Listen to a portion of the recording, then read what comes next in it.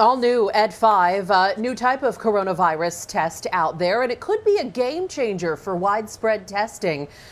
It's being designed by scientists at ASU's Biodesign Institute. Researchers looking at ways to ditch the nasal swab. ABC 15 investigator Melissa Blasius explains why spit samples could be so much better.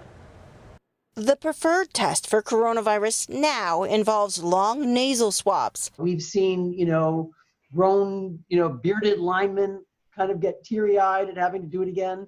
So people don't love it. And you need medical training to position that swab just right. It also induces coughing sometimes and spitting and maybe sneezing, which means that the nurse has to be covered in PPE, wearing a face shield and glasses, a mask, gloves, gown. Intensive in equipment and personnel, which is why researchers at ASU's Biodesign Institute say spit could be the solution. We don't want, if you will, snot.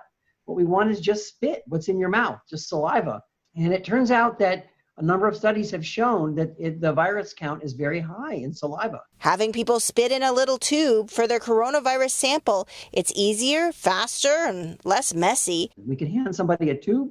They can, in the privacy of their own car, spit into the tube and hand it back to us, and they're done. We don't need nurses to do each one of those sample collections, and people will probably be more compliant about collecting that samples. Just days ago, the FDA announced approval for the first coronavirus saliva test, a use-at-home kit developed by Rutgers University. ASU's Biodesign Institute says it's just weeks away from launching its own version. They're creating the sample kit now. The more testing you have available, and the lower the bar is to get a test, the better it is for everybody. I'm investigator Melissa Blasius, ABC 15, Arizona.